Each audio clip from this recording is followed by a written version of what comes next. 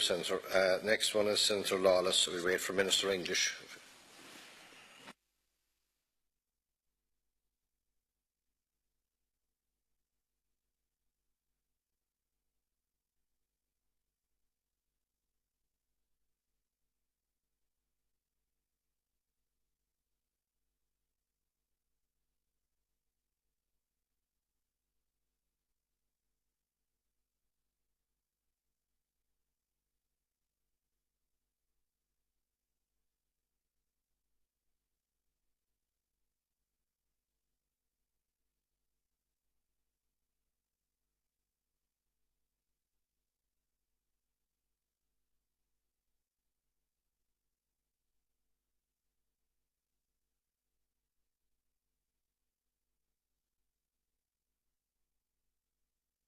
Senator Billy Lawless, you have 4 minutes, please.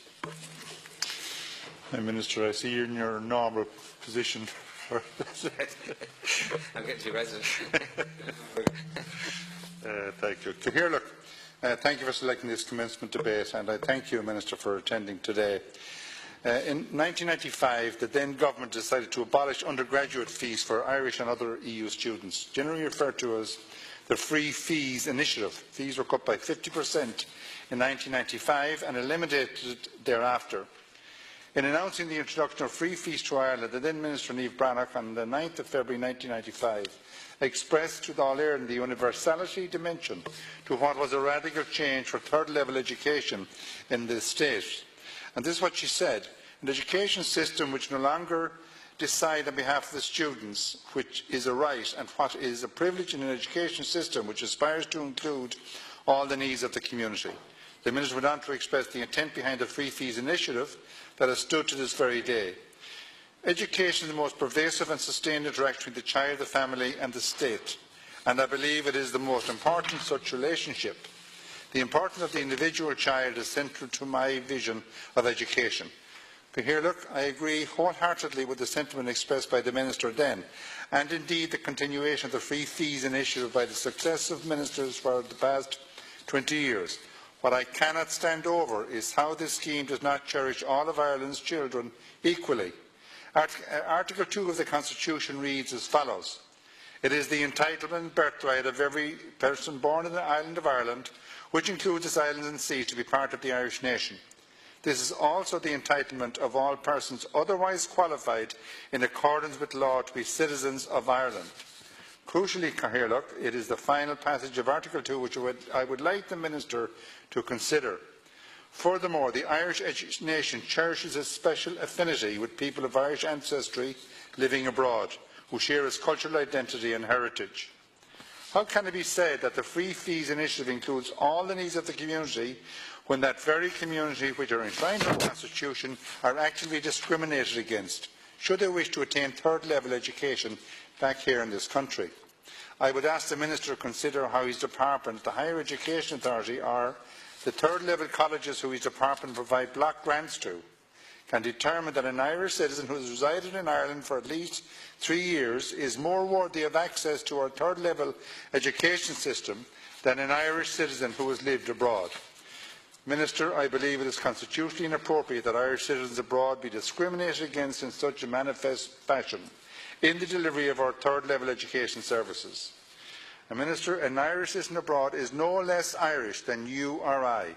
If he or she determines they wish to study in Ireland, they will pay VAT on the products they purchase, tax on any part-time income they generate, and no doubt a few euros on the beer they drink, like any other student. In return for the same level of contribution that their fellow Irish citizens make to the state, they will not, however, be entitled to the same level of support for educational services, which, as a citizen of this state, they are entitled to. And an obstacle faced by children of US immigrants is the American citizenship or permanent resident rule, which applies to many scholarships to colleges in the United States. Many of the children concerned are consequently also prohibited there from applying for these scholarships, as they are not US citizens. They are therefore find themselves in the unenviable position of being disadvantaged by the citizenship requirement in the country where they reside and the residency requirement in the country of which they are residents, namely here in Ireland. Minister, this double disadvantage leaves these students in an educational limbo. Cathaoirleach, I have seen at first hand the commitment this government has made for the Irish diaspora, and in many ways my appointment to the Seanad is testament to that. But I cannot see how a matter of such basic fairness the Minister can justify this form of discrimination against those very citizens to whom it is the stated policy of the government to foster deeper ties and relations. At a time when walls are being built across the Atlantic, why would this state not want to attract the best and the brightest back to Ireland and bring them through our third-level education system so that they can be the nurses, doctors, engineers and scientists of the future?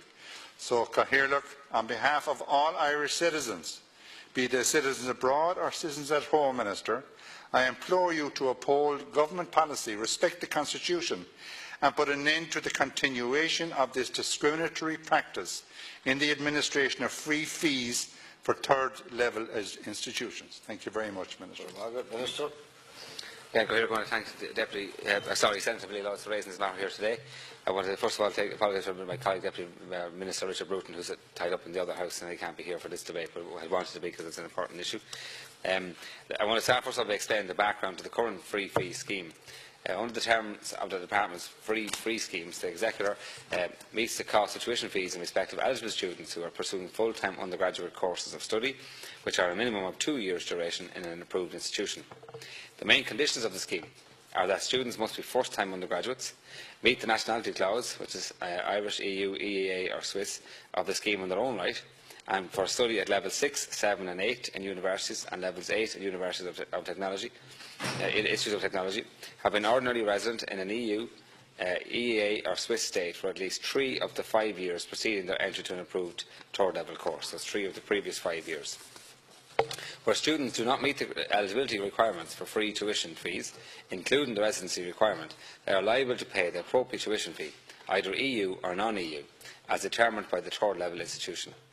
These institutions are autonomous bodies, and the level of fee payable by students who do not meet the requirements of the free fee scheme is therefore a matter for the relevant institution. Due to concerns in relation to the fact that in some cases the higher non-EU fee was being charged to students who hold the EU, EEA, Swiss nationality, but who do not meet the residency clause for free fees, the then Minister for Education and Skills requested in March 2014 that the higher education institutions charged a more moderate EU fee to such students who have completed at least 5 academic years of study, primary or post-primary level, in Ireland, in the EU, EEA or Switzerland, and commenced their first undergraduate course of study in an approved institution here. This position took effect from the academic year 2014-2015 onwards. The particular concern was in relation to those people who have had, for occupational or economic reasons, to move abroad, requiring them to take their children out of the Irish education system in the process. If after a period they return to live in Ireland, their children may not have been, in some cases, met the residency criteria necessary to qualify for free fees. In addition, they may then have found themselves to be doubly disadvantaged by being charged a higher non-EU rate or free fee designed for international students rather than the more moderate EU rate. The Department was anxious to ensure that the children who move out of the Irish education system in such circumstances and subsequently return should not be doubly disadvantaged by being charged a higher non-EU rate of fee. Tax relief at the standard rate of tax may be claimed in respect of tuition fees paid for approved courses at approved colleges of higher education. Further information on this tax relief is available from the Revenue Commissioners.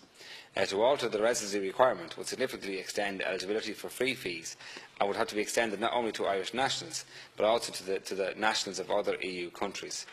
It could only be considered in the context of additional executive resources being made available to the colleges.